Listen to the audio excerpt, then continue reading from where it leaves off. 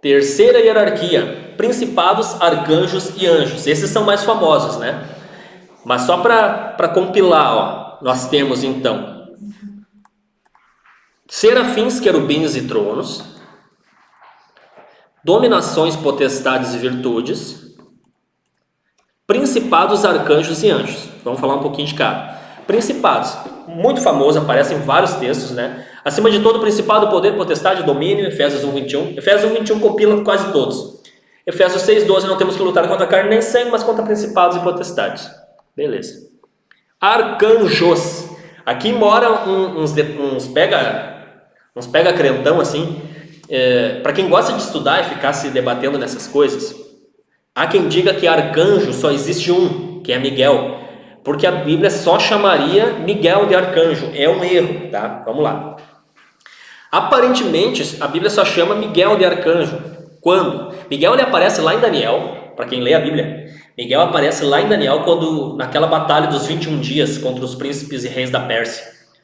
Tá? Gabriel vem trazer uma resposta, o anjo Gabriel vem trazer uma resposta de oração para o profeta Daniel, e ele é impedido nos ares, nos céus, e ele fica em guerra nos céus contra os reis da Pérsia e os príncipes da Pérsia, ou seja, contra potestades e principados do domínio persa nos ares, anjos do diabo. Então Miguel, príncipe de Israel, vem e peleja e consegue liberar Miguel para trazer a mensagem. Baseado nessa passagem, então Miguel, vosso príncipe, ou em outras traduções, então Miguel, um dos primeiros príncipes, saiu e me ajudou.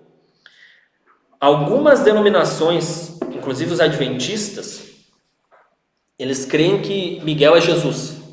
Preciso estabelecer uma pedra que Miguel não é Jesus, Miguel é um arcanjo, ele não é Jesus. Amém? Isso é um erro grave de interpretação. Mas ele é chamado de arcanjo lá em Judas. No livro de Judas, versículo 9, o livro de Judas que só tem um capítulo, né? Ele diz, mas o arcanjo Miguel, quando contendia com Satanás pelo corpo de Moisés, aquela passagem muito controversa, né? Muito polêmica, na verdade. Então ali ele é chamado de arcanjo. E alguns dizem que somente ali se fala do arcanjo, então o único arcanjo seria Miguel. Mas não, se você lê em 1 Tessalonicenses 4,16, fala assim... Porque o mesmo Senhor descerá do céu com alarido e com voz de arcanjo e com trombeta de Deus. E os que morreram em Cristo ressuscitarão primeiro. Depois nós que ficarmos vivos seremos arrebatados, blá blá blá. Com voz de arcanjo significa que é uma voz de uma categoria de anjos, senão seria com voz do arcanjo. Todos concordam comigo? Isso é português, né?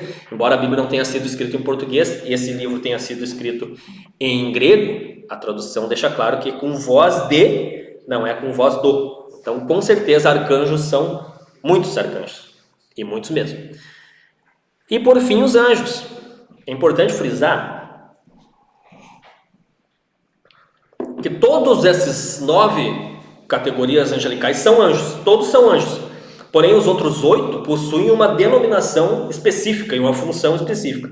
E os demais anjos, que não são as outras 8 categorias, são anjos. Isso é demérito? Não.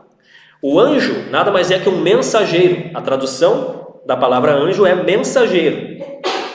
Então, eles estão como mensageiros de Deus. Eles estão aos serviços do Senhor. Amém? E aí, algumas curiosidades legais sobre os anjos, que embora em Hebreus fale que eles são espíritos ministradores, eles possuem características físicas muito interessantes. Por exemplo, eles se alimentam, eles não se alimentam só quando vêm à terra, eles se alimentam no céu.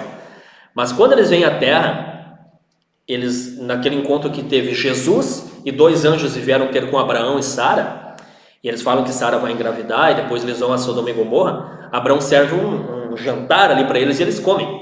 Eles comem com Abraão. São muito poderosos, os anjos são extremamente poderosos.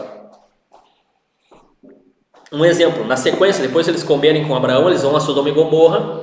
Os moradores de Sodoma e Gomorra, Sodoma, né, cercam a casa de Ló para abusarem, para estuprarem os anjos, né? E aí então os anjos ferem a todos com cegueira e toda a cidade fica cega.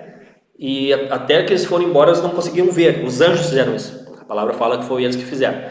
Quando Gabriel vem trazer a mensagem para Zacarias, pai de João Batista, que naquele ano tinha caído por sorteio ele era sacerdote, então ele tinha sido sorteado para entrar no santo lugar e ministrar no altar de incenso. Então ele entra lá, aparece o anjo Gabriel, fala: você vai ter um filho. Ele não acredita, porque ele era velho e a mulher era estéril. Então Gabriel diz assim: eu sou o Gabriel, que assisto diante do Senhor, e porque tu não creu em mim, tu vai ficar mudo até que isso tudo aconteça. E ele fica mudo. E o menino nasce e ele só deixa de ficar mudo quando ele dá o nome de João para João Batista, para quem lembra da história. Esses dois fatos, a cegueira sobre os habitantes de Sodoma e a mudez sobre Zacarias, pai de João Batista, veio por decreto dos anjos.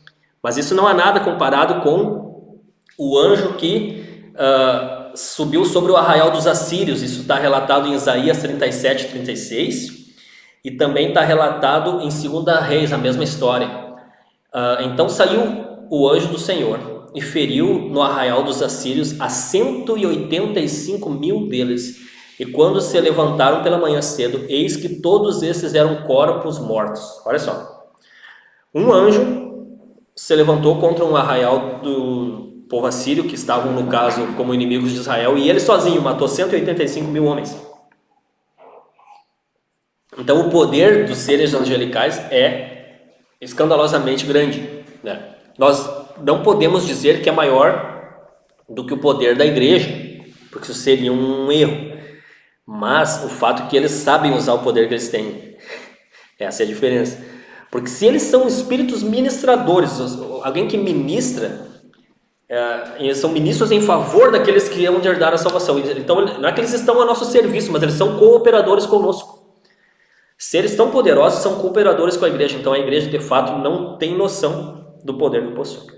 Fala pessoal, aqui é o pastor Magno Silva, e se você está gostando do conteúdo do nosso canal, eu te convido a estar se inscrevendo, ativando o sininho das notificações e também curtindo os vídeos, comentando, compartilhando com as demais pessoas da sua igreja, seus conhecidos, porque o objetivo desse canal é estar espalhando conteúdo bíblico, estudos da palavra, revelações, coisas que vão desde o iniciante até mesmo um nível mais avançado e temas polêmicos, temas pouco abordados. Se você gosta desse tipo de material, você é muito bem-vindo. Nós temos uma escola chamada Escola Bíblica Logos. Você é nosso convidado, o link está na descrição. É uma alegria ter você aqui e que Deus abençoe a sua vida.